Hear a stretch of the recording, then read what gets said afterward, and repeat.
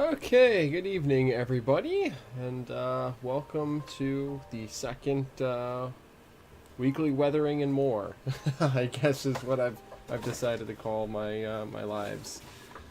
I hope everyone's doing good. Hope everyone's doing well tonight.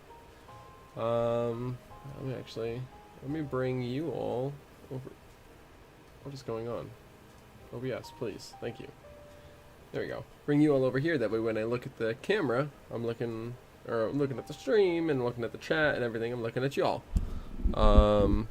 Okay. So, yeah. Good evening, everyone.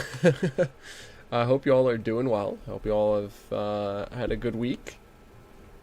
Had a good start to this week. Tonight, I'm gonna be mostly recapping the Springfield show. Chatting about what I did at the show, what I picked up, some of the people I met, you know, what I did while I was there. Because I had a really great time at the show this year. Really fun. So, let me actually, whoops. Evening, Lou. Good to see you. I need to rotate 180. There we go. And then I need to do this. So, I guess let's jump in. So the first thing I actually want to do tonight is I have a box here. I went to put the box under the mic as if the mic could see the box. So I've got this box here that arrived in the mail today. Something I ordered with Christmas money. Where did I just put there's my X-Acto set. So we're going to open this up first. This is something I've been waiting for, and I was hoping it would get here before the show. But it arrived today. So we're going to open this guy up. And then we'll get into stuff from the show. But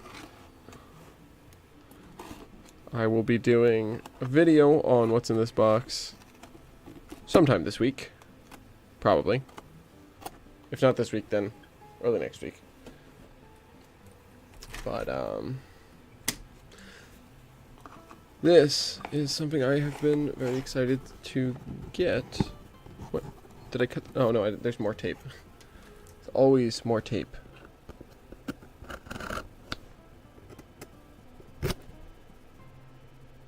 Come on. There we go. So how are you doing tonight? This, fine, lovely evening.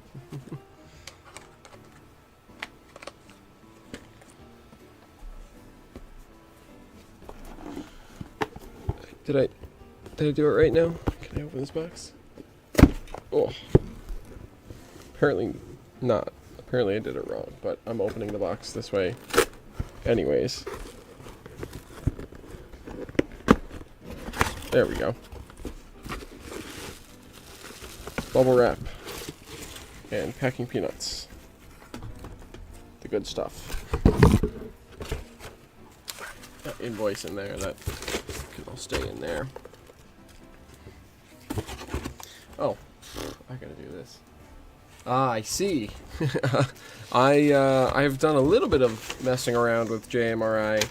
Not very much. I've done basically just enough to know how to start a Y-throttle server, and that's really about it. So it's my extent of knowledge of JMRI, and then I've tried programming like one engine with Decoder Pro, and I didn't really get very far with that, but yeah. So two things are in this box here. First up is a Euclid tank truck. From Railway Express Miniatures. So we're gonna see if I can. Yeah, it's a kit, I believe. So I'm gonna have to assemble it. I think it's a die-cast kit. So this will be a journey for another evening, I think. But I got this since now that we're through Springfield, through the show. I can spend a little less time worrying about getting all my rolling stock ready to go, and I can actually start working on the other side of the layout where I'm doing my my propane dealer. So that'll be what the tank truck is for. But the thing I'm most excited about in this box is this guy. This is one of the new runs of Atlas RS3s.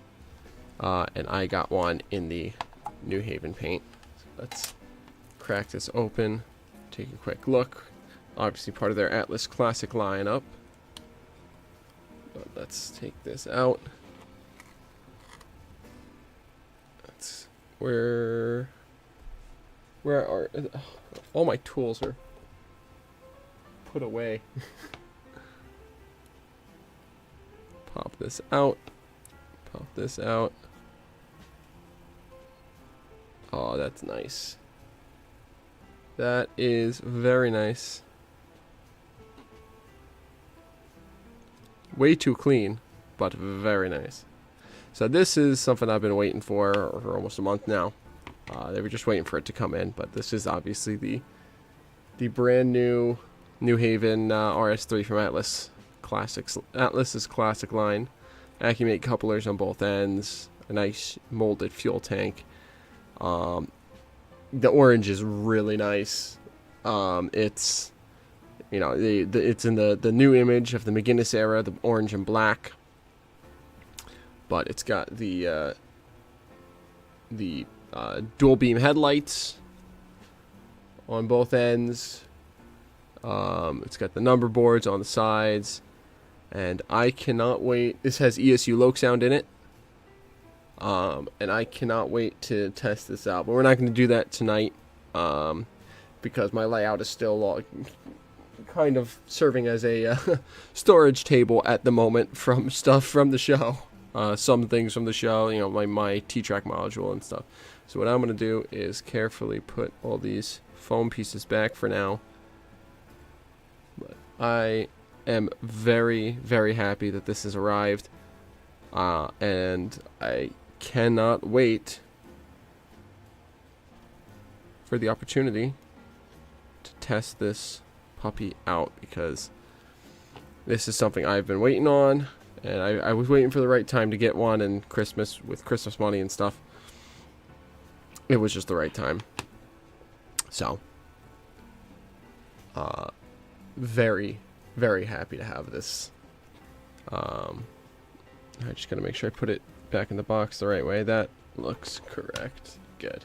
So yeah, the orange and black is super nice, and I cannot wait to get this running. This is gonna be perfect for local freights, but also perfect for my passenger trains that I'm gonna run with the New Haven.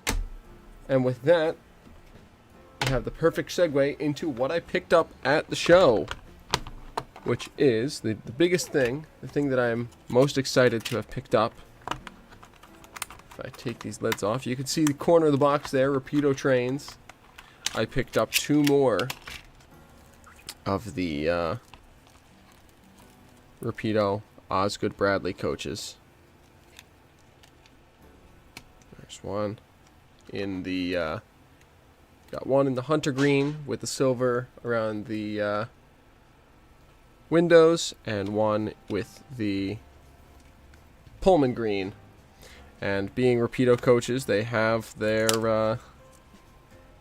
oops, got a little crumb on there. They have their battery powered lighting. So if I go ahead and turn off my task light, there you go. Now you can see that. These are cars that these were like my I want to move my mic a little bit further away because I'm getting a little excited here. These are the cars that I was looking for the most at the show, because it's so hard to find these online.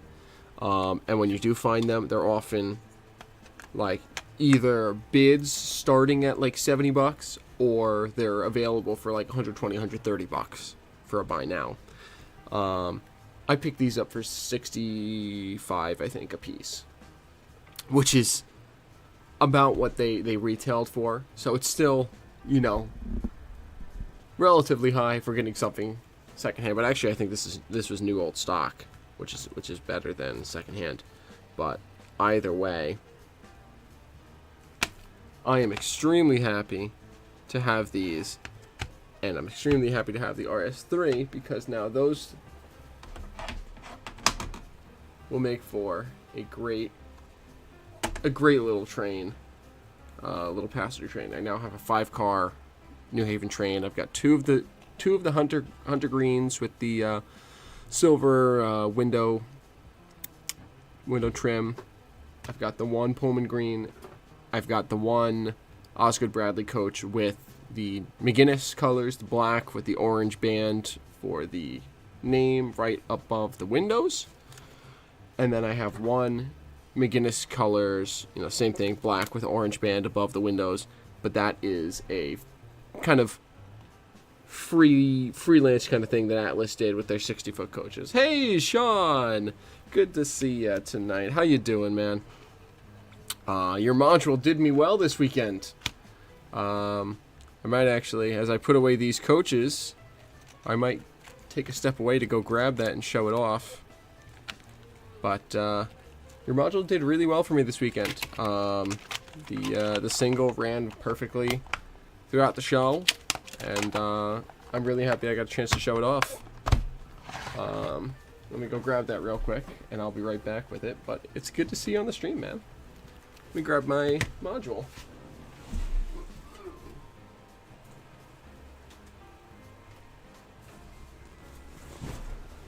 Oh boy, I can't wait. Always good to hear from you, and I'm excited to get my goodies. But here is the module. Ooh, if it does not get caught on my second monitor. Here's the module with my new Winterfest plaque on it. Here, let me increase the size of my little camera. Whoa, that's not what I wanted. There we are. There it is. The Fall-Time Apple Orchard module. There's your logo, Sean. Nice and visible on the front because I wanted to make sure to plug you. If you're watching the stream, Lou, I think you know, but anyone who's watching the stream and you don't know Sean Dyke of Klondike's, he makes T-Track module kits, and that's where this module came from, is one of his kits, and it came out great, and it was super easy to build, super fun to build, and it was a great starting point for my jumping off journey into T-Track. So I am very pleased with it, to say the least.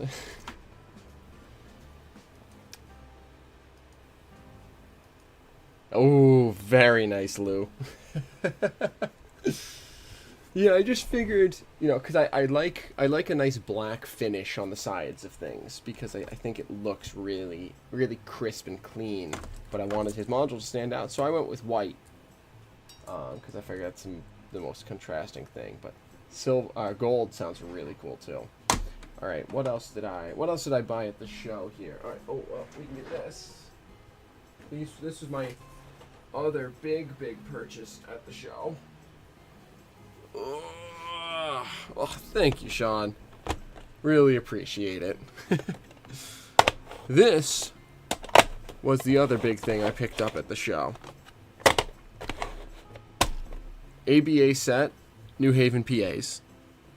Awesome, right? No. 2 ABA sets of Alco PAs, New Haven. Awesome. No. Add in another AA set of Alco PAs. And that's what I picked up from my good buddy Train Man.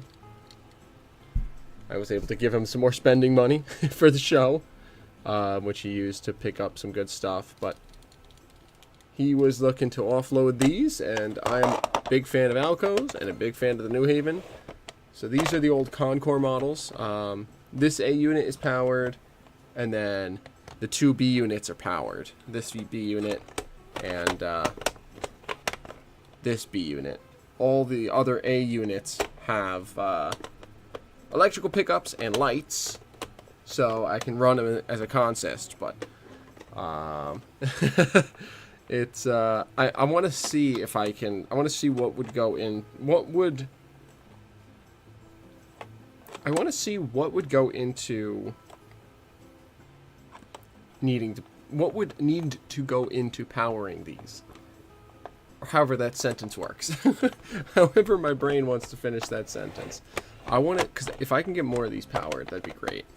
But for now, it is what it is. These are going to need some work, because they're the old Concore. Here, I'm going to open up the A unit here. See the old like the 80s, 90s Concore model, which is super heavy, so I'm sure it'll pull a lot. But some of the biggest issues with it are that the coupler is truck mounted and built into the truck, so it is a pain in the rear to swap to microtrains. And in order to get a decoder into it, I'm going to have to hardwire, like I've recently done with my DL109. But I'm going to need to do some wire routing and some shaving of this frame and stuff in order to get the decoder to fit. So it's going to be a process to get these up and running, and hopefully get some more of them up and running than even currently have motors. But for now, these are a very, very exciting future prospect for me. And they're all in this, beautiful McGinnis scheme. They're not all going to stay in the McGinnis scheme, though. Even though I got them all in the McGinnis scheme, I'm going to leave probably an ABA set in the McGinnis scheme. I think I'm going to do an ABA set in the Hunter Green scheme, the green with the gold pinstripes. Or actually, no, I'm going to do it in the... I have to decide if I want to do the green or the orange scheme. Orange with the white stripes, because both of those schemes are super smart. And then I want to do a couple units in BNCCS paint, because I think that would be super fun. To have a couple of PA, early Alco road passenger units painted for my railroad. Let's see, what else did I buy at the show? A couple of the little things. I bought this 50-foot precision design boxcar, currently painted for the CNW. That is not going to last long. I am going to strip all the paint off of this, get it packaged up, and send it all the way out to California to Miles of Interurban Era here on YouTube. If you haven't seen his channel, check him out. He does some really nice, really neat stuff. He models the 60s, it's a cross-border railroad, I believe. SoCal and Northern Mexico is the Alta California Railroad. But I'm a member of his Patreon, and for his Patreons and eventually for general members, he is running a thing where once a month he'll paint a car for you. So I'm going to send him this car. He's mostly an HO guy, but he said he would be more than happy to do an N-scale car for me. So I'm going to do this car. I'm going to send this car out to him, and he's going to paint it and weather it for me for the Alta California's Mexico 68 paint scheme for the Mexico 68 Olympic Games. So I am very excited to get that back, but I need to do a little bit of work on this. I'm gonna swap some wheel sets, strip some paint, get it down to bare plastic. That way it's ready for him to do his work, and that's very exciting. And the other thing that I bought at the show is one of two other things I bought at the show. The first other thing I bought at the show is pretty big compared to what you're used to seeing on this table here. This is an HO scale 50-foot boxcar, double door, painted for the Southern. This is also going to get stripped. I need to reach out to Miles, and I want to see if he would be interested in getting a BNCCS boxcar. If he is, this is going to be, I'm gonna get some BNCCS decals printed at HO scaling.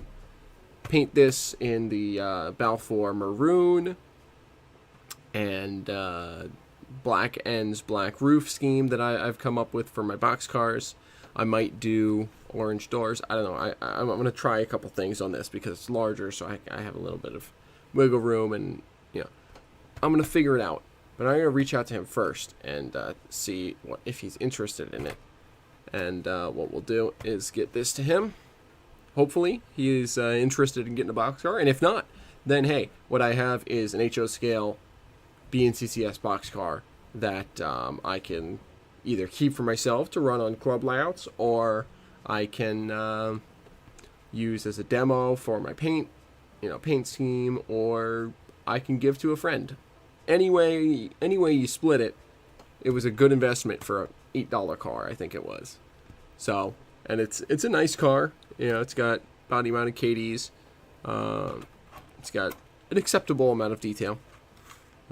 Functioning doors. So I think it's either an AccuRail or Blue Box kit box car. Hard to tell. This is no markings or anything on that I can see. I haven't fully disassembled it or anything yet. So, but picked that up, and then the last thing that I outright purchased at the show was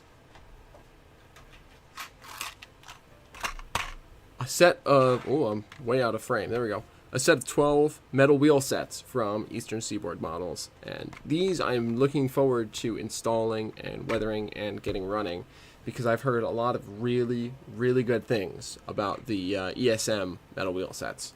So I'm hoping they will get some of my rail cars rolling a little smoother, rolling a little better. And actually, these are what's going to go on the 50-foot PDC box car that's going out to Miles. Before I send it out to him, I'm gonna slap those on. That way, there it is fully equipped. And then it's also the other things that the other two cars that this set is gonna go on is my two weathered Home Shops cars, which, if you didn't see the other streams, I weathered these on stream. One was last week on stream. The other was, I don't remember, a few weeks ago on stream. But these are both, one's for the Virginia Midland, the other's for the Virginia and Ohio. But they are factory painted like this from Atlas, thanks to Chris Palmieri and Home Shops as a company. Chris is a really awesome guy. He's one of the many people that I got to meet face to face this weekend. And he's just a really nice guy. And so I brought these over to show them to him. And I'm actually, when I end stream here tonight, I'm going to have to take some pictures of these on the layout with some BNCCS stock and share them out, because I posted a picture of these with Chris at the Home Shops booth in the Home Shops fan group page. And a lot of people wanted to see closer up shots of them. So I'm going to have to post some pictures. And take some pictures.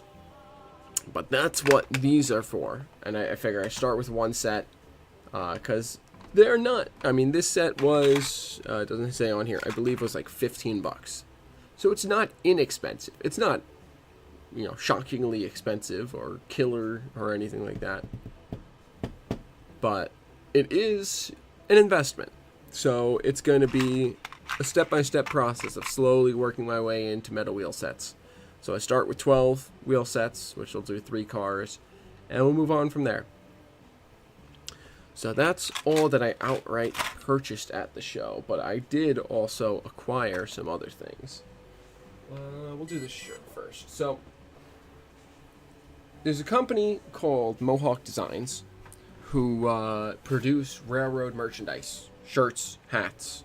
If you ever see me wearing one of my 2 New Haven beanies, either the black letter McGinnis logo or the script logo, both of those came from Mohawk Designs. They're a company that I've bought from a couple times before. Great quality stuff, really great. A year or two ago at the show, I think it was 2 years ago, but I don't remember. I picked up, I went to their booth, and I found a New Haven C425 Alco Century shirt that I really liked, but they didn't have it in my size. So I went over to the guy, and he was like, great. That's fine. What we'll do is you can order it here at the show. We'll put in your order, and when I get back to the shop, I will mail it to you. I'll print it up and I'll mail it to you, and you won't have to pay shipping. We'll pay shipping. It'll be just like you bought it at the show. You just won't get it for a couple months because they're on a, January and February are kind of they're touring all the big train shows that are happening. Unfortunately, I never got the shirt. So on Saturday, I went over to their booth and I chatted with them for a little bit. And I was like, hey, I ordered this shirt from you a couple years ago and never arrived. And I don't know if it was an issue with it got lost in the mail or I gave the address wrong or whatever it was, but it never arrived. And they were like, oh, I'm really sorry to hear that. We normally try our best to really stay on top of that. And they, try and only cross out orders once they're shipped out and stuff like that. So they were like, I'm really sorry to hear that. What we're going to do, here's what we're going to do. You can go ahead and tell us exactly what you wanted. We'll get it printed up for you. We'll get it shipped to you as soon as we're back in the shop. No additional cost because you already paid for that shirt. So that's on its way. Awesome. And the guy who runs the company, who's a really kind guy, I think his name is Dal. But Dal was like, I feel really bad that this happened to you. Normally, we try our best to stay on top of these things. So what I'm going to do for you is, because I feel real bad for you, you can get a shirt on the house. So I went ahead and picked up a New Haven DL109 shirt. And they gave that to me for free. So I'm super thankful to those guys. I can't wait to get my C425 shirt. And if you're looking for railroad merchandise, I not sponsored, obviously, but or maybe not obviously, but I'm not sponsored by them. I've just bought some of their products before, and it's a good stuff. They're good people, and it's a good store. So if you see them at shows, check them out. They're great. So that's one of the things I acquired at the show. Another is this here. So as I was wandering the show, I met so many people. I'm gonna start throwing some things out here that I picked up. So that's a Rapido 20-year pin for their 20th anniversary last year. There's a sticker for Joe Mammy's Model Railroad. Heath Hurwitz, Humanity Junction here on YouTube with the Riverside Transfer, was giving out waybills because he has a whole bunch of extra waybills and car cards that he's made up since he's been going through iteration after iteration of these.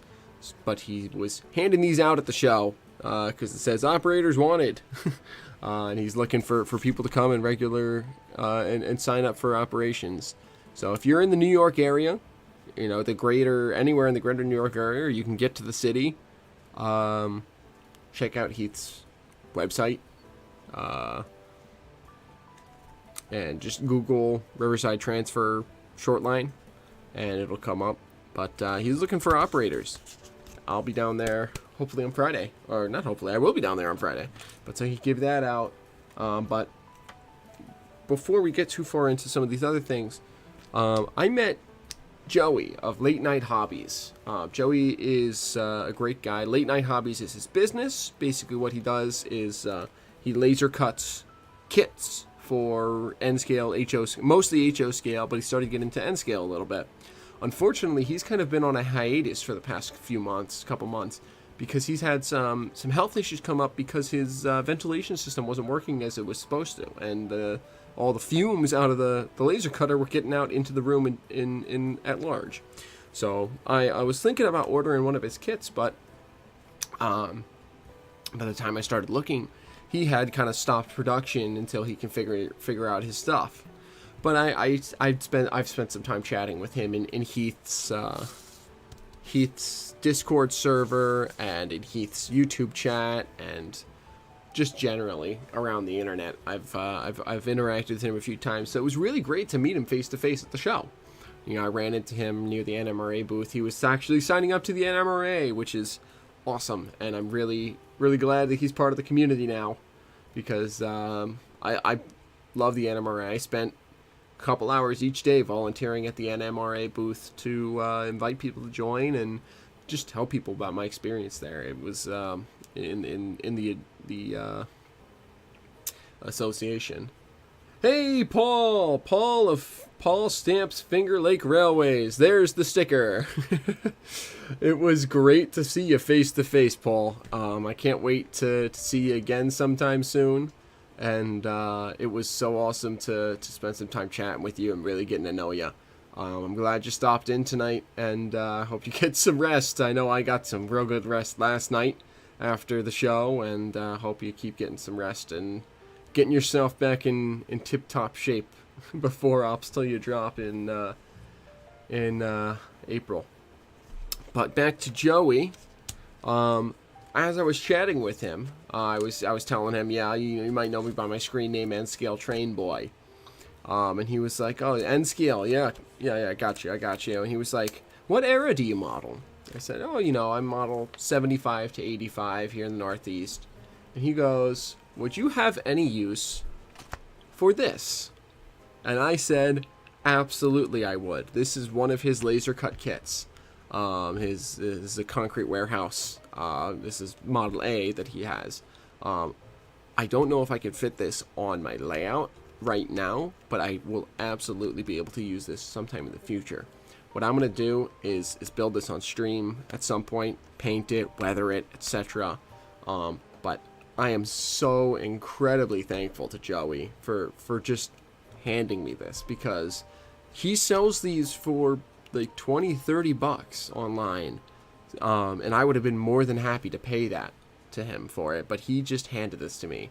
So if you are looking for really good HO scale kits or a couple of N scale kits, check out his website, Late Night Hobbies. Find him online, give him some support. I think he still has a couple of things in stock, so if you see something you want on the store that's in stock, you can still pick it up. But he's hoping some point early, getting into this year, in a month or two, he's hoping to start working on kits again.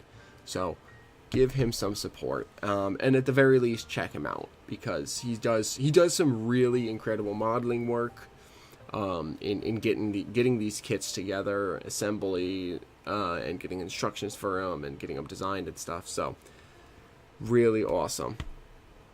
Hey, Brandon, the donuts, I still kind of have this all set up from November for diabetes awareness. So that's what's still going on over there, because that campaign is still technically running all the way through June. So I figure I might as well just leave it up. But I'm not super actively promoting it. But the campaign is still running. So, yeah, absolutely, Paul. Here's hoping he gets back up and running soon. But I'm so grateful to him for just handing me this kit, because, oh man, it's quality stuff. And I can't wait to have the pleasure of building this and finding some space for it. So that was something else that I acquired at the show. Didn't outright purchase it, but very happy to have acquired it. Let's keep going through these stickers for a minute here. Hey, Mother Slug, welcome into the stream. The show was awesome. I've been going through some of the stuff I've picked up. The big things were these two New Haven Osgood Bradley coaches from Rapido. I managed to find a couple of them at a decent price, so I picked those up immediately on site. And then a whole bunch of Concord Alco PA PBs from a friend of mine who was looking to offload them. So he gave me 8 units, 3 powered, 5 dummies, for a really good price, all painted in the New Haven McInnes scheme. So I'm a big New Haven guy. I'm big into the New Haven, because the other thing that we did before I even got into the show was I opened up a box that had this in it, which is a beautiful New Haven RS3 from Atlas that I ordered with Christmas money. It just took a little while to get here. Well, let's keep going through some of these stickers of some of the people that I met here at the show. So yeah, let's go with these next. So this is since we're talking about the New Haven, I mean, I do like the BN, but you can't beat the orange and black. You just can't. Speaking of, I swung by the New Haven Railroad Technical and Historical Association booth at the show. I signed up at the show, I can't remember if it was 1 year ago or 2 years ago, for the NHRHTA. But, hey, Heath! Good to see you, Heath. I was actually just a little bit ago, I was showing off your waybills and car cards that you were handing out. But I was thanking Joey. I'm going through all the stickers I've gotten at the show. But I was thanking Joey for gifting me this kit that I'm going to be very excited to build. But the NHRHTA, yeah, everyone blame Heath. No, I'm just kidding, of course. So, at the NHRHTA, the president over there is Chris Adams, who's a great guy. He's modeling the Valley line, the New Haven and HO scale. But I've chatted with him a lot. So,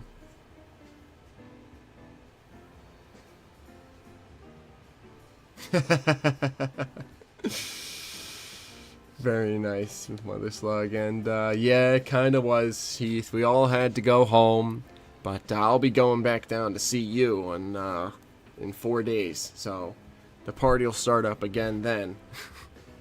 But while I was talking to Chris gave me all these people that I've gotten stickers from. I returned the favor and gave them my sticker. But when I was talking to Chris gave me this sticker. Yes, I need to get to Chris' layout, Heath. It is so beautiful and just so nicely modeled. And speaking of, there's his sticker, the Valley Local, modeling the Connecticut Valley line in HO scale. But it is a beautiful line. Oh yes, this is Joe Mame's model railroad. Joe is a good friend of Ray Arnott at Around the Layout podcast, and he is modeling NS's CNF secondary. Yeah, you should go clean. But actually, I think there's a episode of the Around the Layout podcast about the CNF secondary that you can listen to, and you can hear him talk about how he discovered that line just on accident and decided to model it. So he's been working on developing that. Let's see, what else do we have here? I don't know if he has a channel. I don't actually know if he has a channel. That's a really good question that I'm going to look into really quickly. I don't think he has a YouTube channel. He might have a Facebook page. I don't know. I've only seen a couple pictures of what he's been doing. He's the kind of guy who's been through 17 layout plans in the past 2 years. So I don't know if he's started work on CNF secondary. For a while he was excuse me. Well, I think he lives up here in Connecticut, actually, I believe. But he's modeling down there. Originally he wanted to model the Lamiola Valley. I always mispronounce the railroad. The Lamiola Valley, I think, which is was a short line in Vermont, I believe, Vermont or New Hampshire. And then he found the CNF secondary and he decided to model it. So that he just kind of stumbled upon it. But let's see if hey, there it is, Ray. Thank you. Ray, do you know if he's been posting anything anywhere? Mother Slug here lives about 6 miles from Fogelsville, apparently, and was looking to see. But thank you for the pronunciation guide. Oh, nice. So, but welcome to the stream, Ray. Good to see you tonight. It was great to meet you, or get to see you and meet your family at the show. Glad to see you've got a great support system around you. And speaking of stuff around you, I met these hooligans at the show.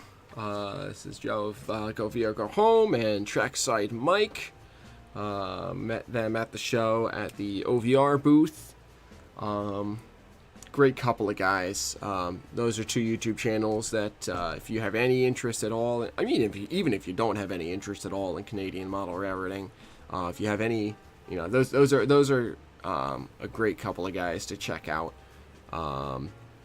They've got their Trackside Thursdays, where they just all hang out and chat and talk about what they're modeling. And Ray, I know you were on there before the show. I've got so many stickers. Oh, you did. Perfect. Thank you, Ray.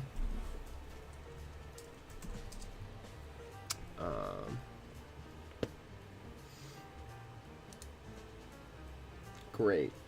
I will make sure to grab that. But yeah, these two hooligans I met while I was streaming from the show Sunday. And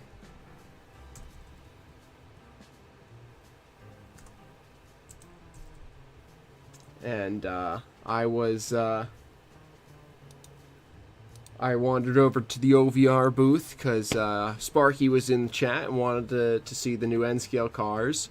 And I handed the mic to Mike to oh, perfect. Thanks, Ray. There it is. Got it. I will request to join. But I handed the mic to Mike, and he was talking to Sparky for a minute, asking why the heck he wasn't working.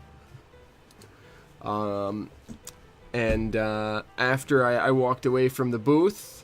Yeah, I know. He was working. He was working. No, he was working all weekend. But he tuned into my stream a couple times. Tuned in my stream on Saturday and on Sunday to say hi to people, I guess, and see take a peek into the show. He pointed out 5 or 6 different people that I went over to him and said, "Hey, Sparky says hi," and about half of them said, "Why is Sparky watching YouTube and not doing work?" But after I walked away from the booth, the OVR booth, I was chatting with Paul over at the NMRA booth for a minute, and I saw Mike pop into my stream chat. Oh, you're live? And I turned over to look at the OVR booth, and Mike was giving me a big silly grin and waving at me, so... What a couple of goofballs those two, especially Mike. But, great guys. Let's see, what else do I have here? I don't know where my mini print sticker is, but I got my mini print. I went to the mini prints booth, and I saw Bernard and got to see him and chat with him for a little bit. A great guy, and I've really got to actually... I got to take advantage of the code that I've got here for the... for a deal to, I gotta pick up some people. Welcome back, Mother Slug.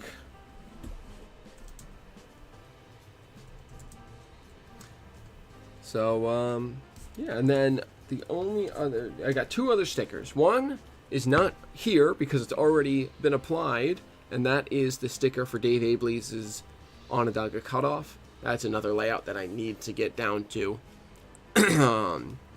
But I walked over to Dave's booth at the show, had a quick chat with him. You know, I was just chatting about the layout and how, you know, seeing the lives and seeing the pictures and everything is awesome, and how I appreciate the work he's doing. So I had a good chat with him and exchanged stickers with him, and it was a good time. So his sticker's already applied, and then this sticker is from Jim at the T-Track, Northeast T-Track layout that I was running with. He is an awesome guy. He's like the most he's got like the most stereotypical Boston accent you could possibly imagine. But he's this like 6'2", 6'3" guy. He's real, big. He's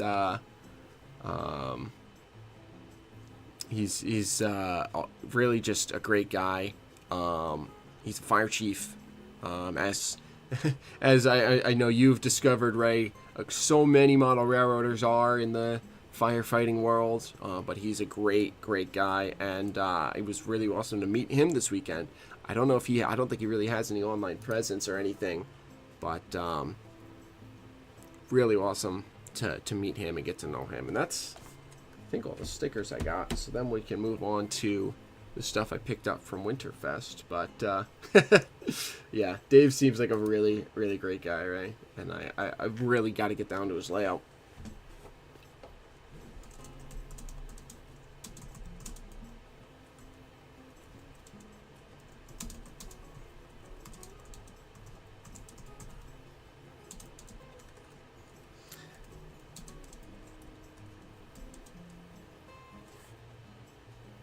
Mason-Dixon Railroad. I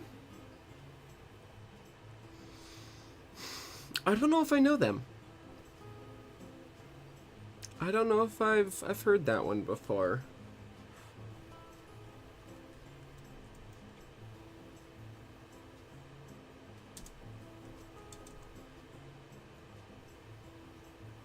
Could be. My brain is terrible at names, Mother Slug. So even if you told me your name, I don't know for sure if I could if I could remember it. But very possible, because I spent some time around there. That's oh, of course it did. Yeah, just the things that you want for the show always show up just after. This arrived today. I was hoping this would arrive on Thursday or Wednesday or something, so I could get it programmed and run it at the show. But these things just happen with USPS. But yeah, I don't know. I might have to look into it, Ray, because I'm not familiar with them.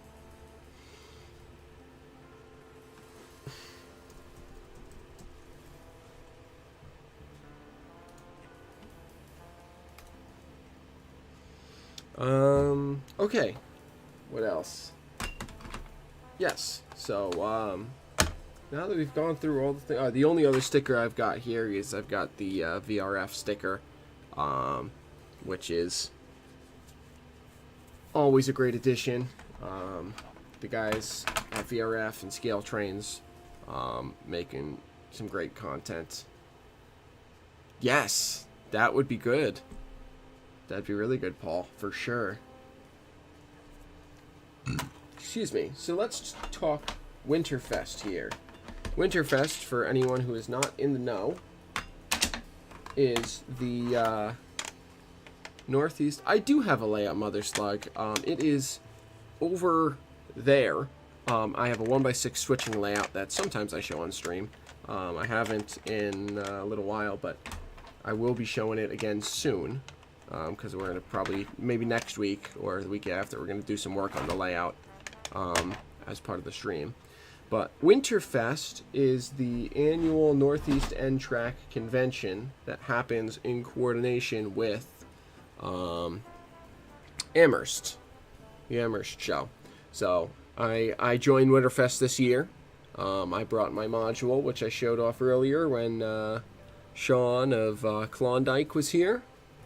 But this is the mug I got from being part of the event. But also as part of the event, you get a couple cars. So I was given a B&O modernized 40-foot boxcar. So it's rebuilt with no roof walk, which is very nice because that's exactly what I need. And it also has some little etched metal foot plates at the end of the car, and some generally really nice detail. One of these new... Yep, exactly. But one of these nice new Microtrains boxcars. Oops. And then the other one that I got for participating is this Magmatic coupler boxcar, which Magmatic couplers are the nickname Microtrains has for their coupler, the official name of the Microtrains coupler system. And I think the Katy coupler system too is technically Magmatic, because they started as the same company. But I don't remember if that's actually absolutely true. I know Magmatic is the Microtrains couplers. But what I'm going to do, because part of Winterfest is contests.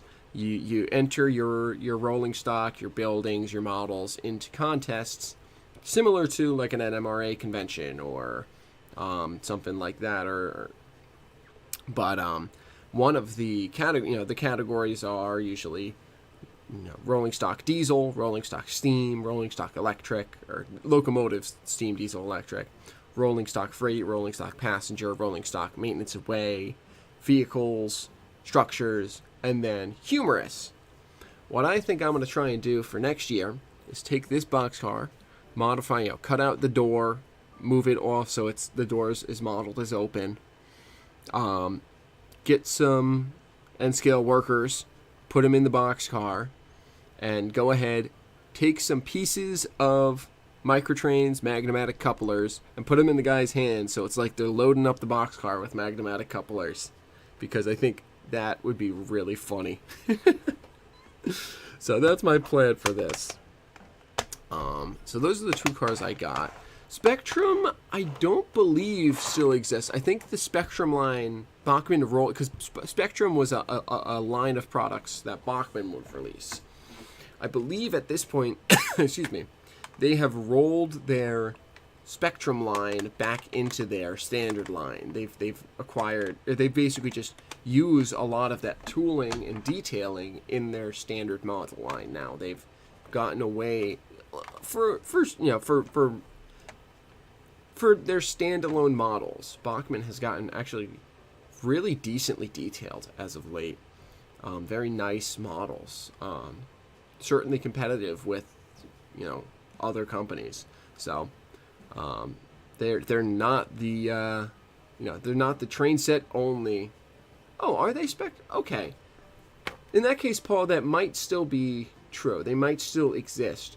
I know in N-scale they don't really release anything Spectrum anymore. I don't see that branding on anything they release anymore. I just see I've seen like their 284 or 482, mountains, USRA mountains that used to be part of the Spectrum line, but now it's just part of their standard line with Economy decoders in it. So in my experience, I was like, okay, I guess the Spectrum line has gone away. But in that case, the Spectrum line may still be around as just like a subset. Yeah, a lot of their early stuff was not the greatest, and some of their train sets are still relatively cheap. They're not the greatest models for sure, but their new stuff. I have their 464 Hudson, their J3A New York Central Hudson, and I was running down to the show actually for a little while yesterday, and I had it pulling the 9-car Kato 20th Century Limited set, and it pulls like a champ, and it runs great, it sounds great, and it looks great. So they are stepping up their game in a major way, running a lot smoother than they ever used to, looking a lot better than they ever used to, being a lot more detailed than they ever used to. Real contenders in the true scale model world.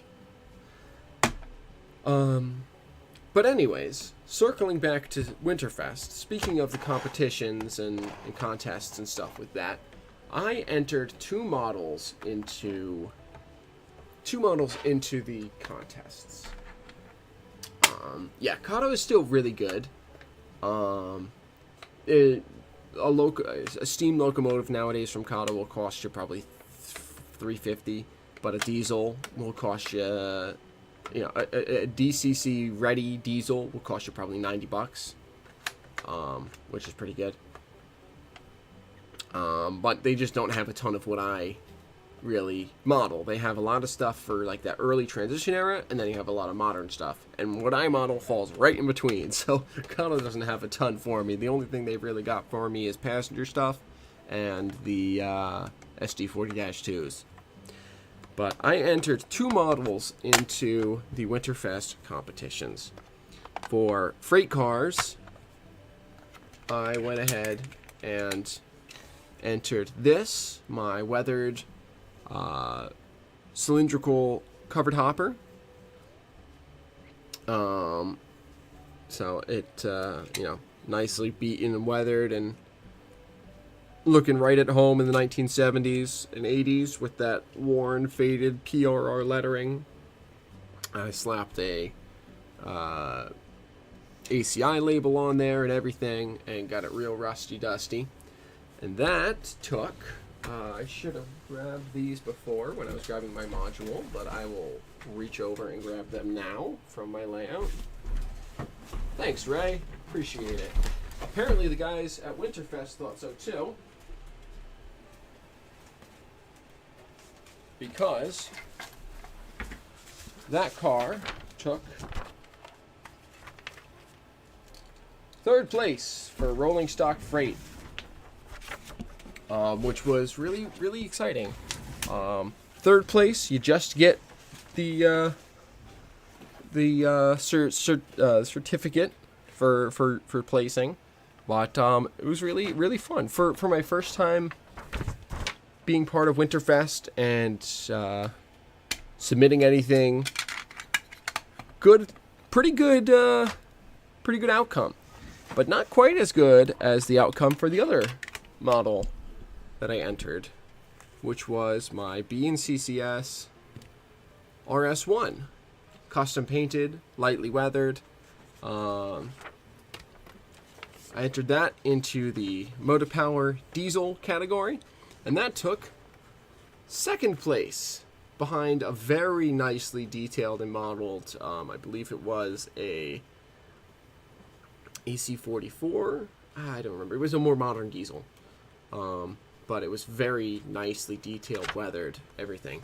But 2nd place, pretty damn good. And for 2nd place, I won 2 new boxcars. So I got this nice Penn Central red and white Worms 40-foot boxcar with ACI label printed on there. No roof walk, metal, etched metal, grates for standing on either end of the car, which is very nice. And it won't stay that bright, shiny green for long. That's one of my next up projects, and I don't know if I'll be doing it, or I've got a couple people who I've been meaning to send some cars to ask. Apparently, the other car that I won is this 50-foot Rio Grande double-door boxcar, which is a nice one. It's got a roof walk still, so I'll have to fix that. But another very nice model. This is a Trainman model, so not the most detailed, but still very nice. So that was what I won from placing at Winterfest. But there's one other piece of equipment that I have here that I have not showed yet, that I left the show with, that I did not have before. And that was... Oh, nice! Very nice, Ray. I can't wait to listen in. But the last thing I got here is Winterfest. The guys at Winterfest run a raffle, where you get 1 ticket for entering Winterfest in general, and then it's $5 for 2 more tickets. So I said, yeah, whatever, I'll throw $5 more in, I'll get 2 more tickets. So I had 3 tickets total. I put 1 in a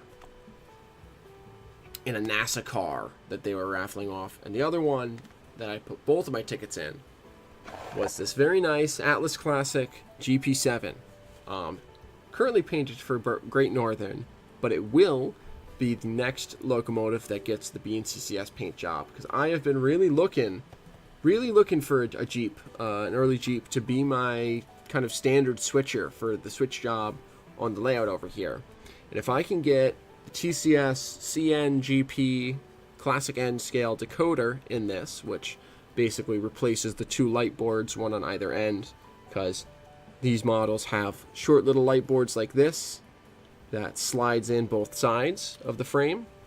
So the decoder replaces both of those boards. You solder some wires, jump them across, and then you solder 2 wires down to the motor contacts, and it is good to go. So I'm going to put that in there, and I'm going to put a TCS Keep Alive in there. And between the 2 of those, I think this can become a very reliable runner, which would be the default runner on the switch job for my layout. And this is from they got it from Trains on Tracks, Ray DeLovio, over in Amherst, New Hampshire. So, overall, an excellent haul from the show, I would say.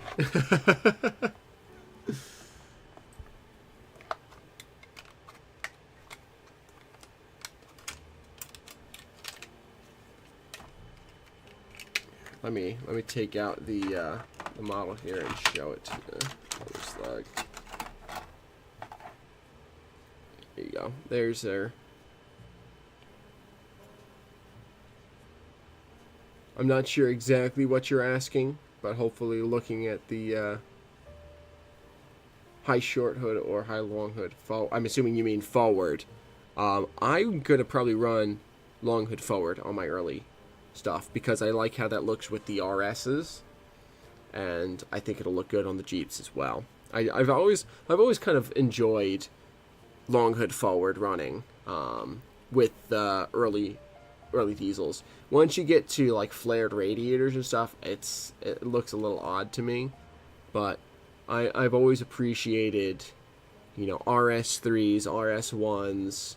Yeah, no dynamics, but that's fine for me because if this is just on local duty, it doesn't need them. And if I wanted dynamics, I could always work out a way to get them on there. But for local duty, yep. And that's what I want it to be anyway. So, yeah. Well, we got one there, but I'm very happy with having picked up this model, and I can't wait. I tested it out on. I brought a little loop of test track, which is just Bachmann Easy Track, with my. I had a Bachmann power pack, and then I had my NCE power pack, all hooked up in the hotel room at the show, so I could test anything I picked up, and ran good. So once I get a decoder in that and I get some paint done, that's going to be my next project locomotive. Yeah, probably. Which is exactly what I want. So in any case, the only question with this is, will it stay numbered as 611? Because it has lit number boards. You can't really see it on stream right now, but it has lit number boards with 611 in them. But I don't know if I want Jeep 7s and not, because I would probably letter 7s and 9s in the same number range. One would be like XX0 to XX12 or 15 or whatever, or X15, and then the other would be like X50 to X65 or whatever. It's 7s and 9s. I'd probably run them in the same number scheme for my number series for my railroad. Because that's what I did with the Dash 7s, the Dash 8s. The Dash 7s are the 500s, and the Dash 8s are the 550s to 560. But, I gotta figure that out. I gotta make a decision if I'm going to be putting decals on those freaking number boards, which I've done for my U25B, and it came out looking great, but it took me forever to do, and it was a pain in the rear. But in any case, that is gonna just about do it for the stream tonight. We didn't do any weathering. We didn't do any weathering, but I'm saying for my railroad, Mother Slug. When I'm gonna repaint it to my railroad, and I gotta determine what number series I'm gonna run it in. But I mean, Ray, you know, if it's in the area, I'd be more than happy to do it for you. But here, so it can be weathering. You know, weekly weathering. There's my New Haven boxcar that I forgot to bring to the show. Now it's weathering, weekly weathering and more. Because I don't know if I've shown this one on stream before. So the only other thing that I could think to do tonight is quickly swap out these couplers, but that are these trucks wheel sets. That's the word. But we'll see. I think that's a little too. I weather with all sorts of stuff. I'm a multimedia weatherer. I weather. So we'll chat about this quick for a little while. I weather using my typical process. I've got two processes. One is all powders. If I do all powders, then it's nice and easy. It's just all powders. But if I do not powders, not just powders, I start with a base of white oil paint to fade out the existing colors. Let that cure for a day or two. Then I do acrylic paints for the light rust streaks. And then once that's dried, I do dark, like burnt umber oil paints for the active rust spots and some light streaking. And then once that's cured and everything, I put some powder on it to blend everything together and just give it some grimy feels. That's kind of my process. And I've got a video on that on the channel. And Ray, I don't know if it really did. And I think it was just because it was so even between the 2 days. I mean, I guess Sunday did feel more busy than it has in the past, I suppose. But it didn't feel that much more busy. But I think just because it was so even across the 2 days, Saturday felt hectic, but it felt like normal hectic. So having 14,000 on Saturday and 13 on Sunday, having such an even split between the two, I think helped really kind of tamper that feeling of like, oh my gosh, there's so many people. But I'm so happy for them that they broke that record, because I mean, 27,000 people is a lot of people to get through those buildings, and that's a lot of business for all the people they're working with, a lot of business for getting food for the people at the Big E, and obviously a lot of money going to the ARS, which some goes into their operations budget, and some goes into all of some goes into all of the charities and events that they run. So it's a good tip. I don't usually use grain alcohol. I usually use isopropyl. This is some 70%, but I use 91% to strip, just because it's available at every drugstore, pretty much. But that is good to know, Mother Slug. All right, let's do it. Let's swap these cars. Let's swap these wheel sets. Where did those Home Shops cars? So there they are. We're gonna swap the wheel sets on the Home Shops cars tonight. We're gonna do it. Excuse me. So these are the cars that I got weathered before the show, because I wanted to make sure they were weathered and ready to go to show to Mr. Chris Palmieri of Home Shops itself. Chris is an awesome guy. Like I said at the very beginning of the stream, a really awesome guy who there we go.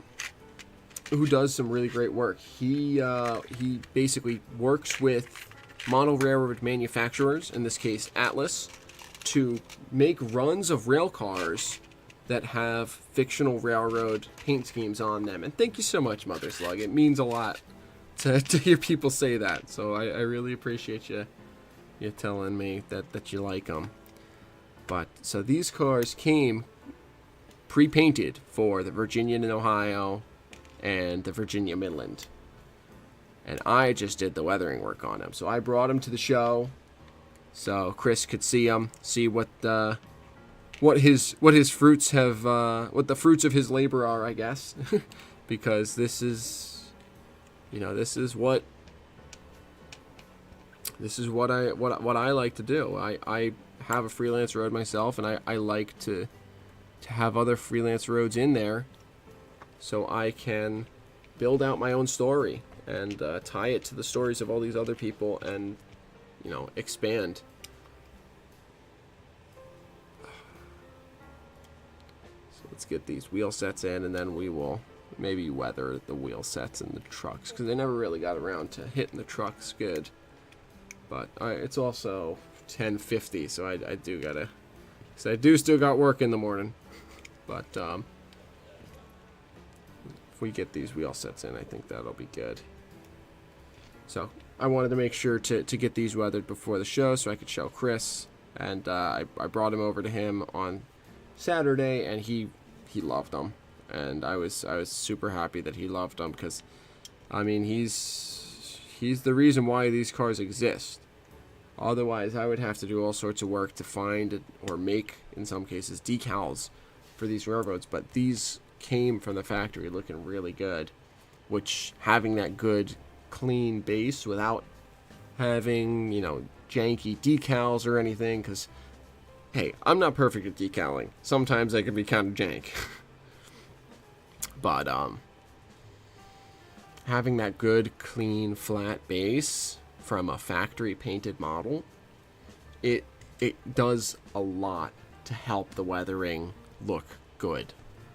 So, thanks to him, that happened. And, he's always doing more work. So, someday, when I get a little bigger, I'm gonna start looking into working with Chris to get some B and CCS rolling stock out there. Excuse me. I do think I picked up a touch of the Amherst cold and flu symptoms. Not flu, really, just scratchy throat and some phlegm. But that's to be expected when meeting so many people. I met so many people. Over at your booth, Ray, I met a bunch of people. Got to meet David Honan face to face, which is great.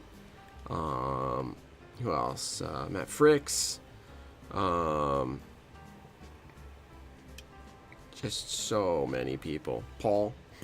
Face to face with Paul for the first time, even though I've been chatting with him online for months now. So, when you're meeting that many people, you're bound to pick up some sort of bug. There we go. So, I'm not surprised, but thankfully, it's not real bad. I'm just feeling a little scratchy.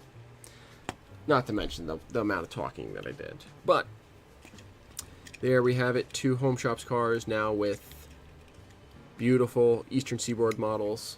Wheel sets. Metal wheel sets on them. Oh, there we go. That's a nice shot of both of those cars right there. So now that that's done, I think I'm going to wrap the stream for the night there. If you want, and you've got some spare money, I know a lot of you who went to the show probably don't right now, but the banner in the top left corner of the screen there is I've been raising money for diabetes awareness. I'm type 1 diabetic, for anyone who doesn't know. And starting back in November, I started raising money for diabetes awareness through a group called Breakthrough T1D. They used to be JDRF. Mother Slug, I modeled 1975 to 1985. Basically on the former New Haven's Maybrook line. You're good. Caps Lock gets us all. But so that QR code over there will bring you to the Tiltify page to raise money for not JDRF anymore, Breakthrough T1D, to help raise funds to fight diabetes, to work on research and awareness for type 1 diabetes. So if you have anything to spare, a little bit can go a long way, but no obligation. Nothing is expected. Any little bit that you can give helps. So, and that's been on my stream for months. It'll probably be on my stream a little more. I don't know if I'll keep it on for all the streams, but that's what's going on up there. I figure I might as well toss it out here at the end. So, I'm going to kind of wrap things up now. But thanks so much for tuning in, everyone, tonight. Mother Slug, Ray, Paul, Heath for a little while there. It's great to catch you all. Sean, glad you're still here. Hope you have a great night. Everyone, thanks so much for tuning in. Anyone who was at Amherst, I hope you had as much fun as I did. And I will see you all, if not sooner. I'll see you all next week. Same time, same place here on the channel. So, see you on the next track, y'all.